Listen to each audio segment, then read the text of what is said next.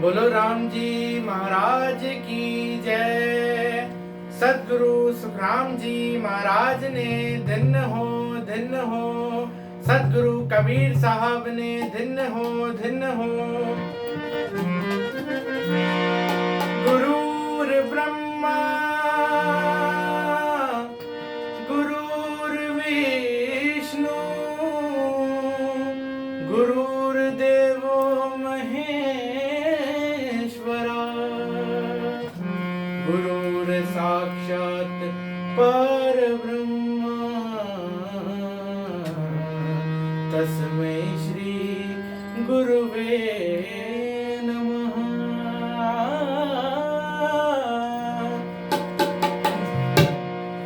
जब कोई ऐसे नेह लगावे, जब कोई ऐसे नेह लगावे, नेह लगाए प्रभु पावे, नेह लगाए प्रभु पावे।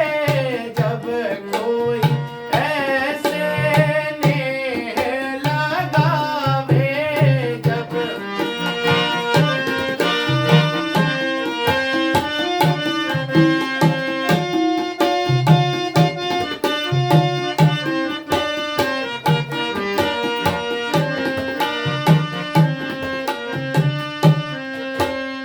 जैसे नटनी चढ़े रे बांस पे, जैसे नटनी चढ़े रे बांस पे, कर नट ढोल बजावे मेरे रामा, कर नट ढोल बजावे।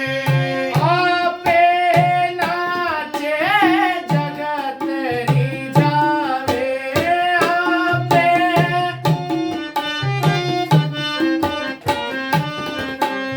सुरती बांस पर लावे मेरे रामा, सुरत बांस पर लावे। जैसे कोई नेह लगावे, जब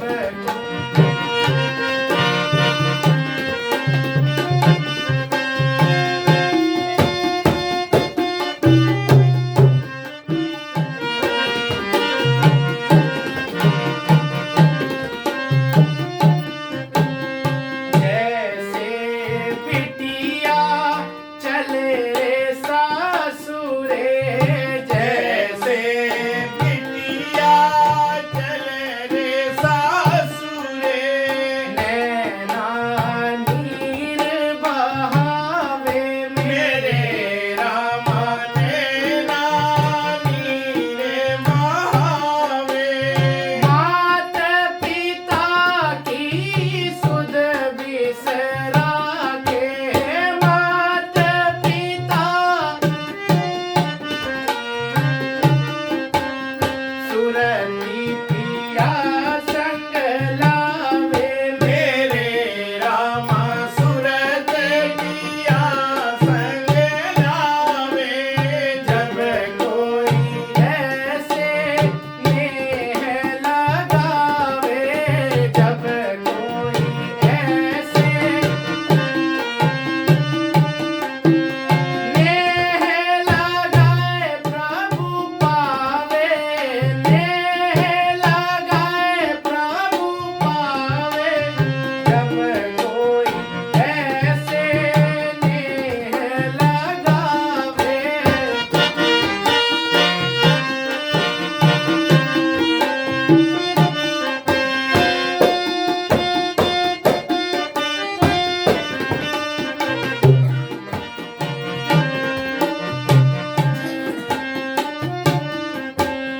कछुआ अंडा धरे जल भीतर, कछुआ अंडा धरे जल भीतर, मन अनुराग सुनावे मेरे रामा, मन अनुराग सुनावे।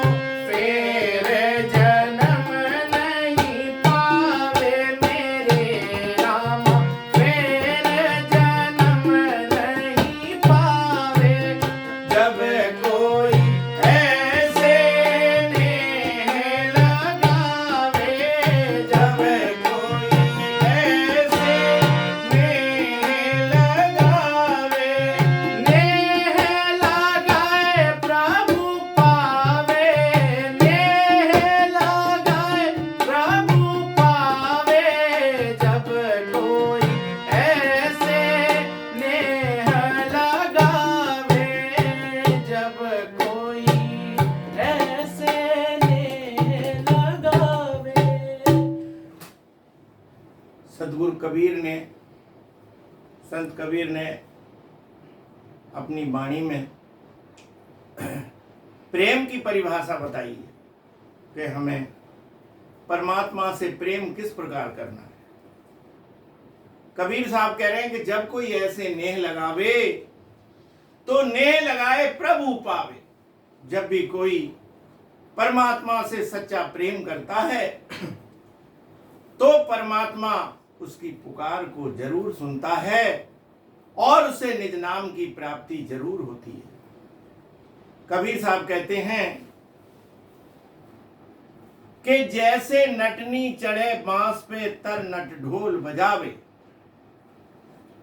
नटनी जब तमाशा दिखाती है और रस्सी पे चलती है, बांस उसके हाथ में होता है, बांस का संतुलन बनाती है। आपे नाचे जगत रिझावे, खुद नाचती है, जगत को रिझाती है, लेकिन उसकी सुरती कहां होती है? बांस का संतुलन बनाने में होती है। कबीर साहब कहते हैं कि जैसे नटनी पब्लिक के सामने तमाशा दिखाती है और संतुलन बनाती है और बांस का संतुलन बनाए रखती है, इसी प्रकार से हमें भी संसार में रहना है और संतुलन बनाना है। जैसे माता पिता भाई बहन सब हमारे हैं, उनका सब कार्य करते हुए जिस प्रकार सारा काम जरूरी है, इस प्रकार से हमें भजन करना भी जरूरी है। इसलिए महाराज कहते हैं कि भजन करते करते जब किसी जीव का सच्चा प्रेम परमात्मा से हो जाता है तो उसकी लगन परमात्मा में लग जाती है। आगे बता रहे महाराज कि जैसे बिटिया चले सासुरे नैना नीर बहावे। जब बेटी अपने माता पिता के घर होती है और माता पिता उसका लालन पालन करते हैं, बड़ी हो जाती है, जब वो अपने ससुराल जाती है तो जाते समय उसके आंखों से आंसुओं की धारा उसकी आंखों से बहती है। परंतु महाराज कह रहे हैं कि मात पिता की सुध बिसरा के सूरत पिया संग लाग।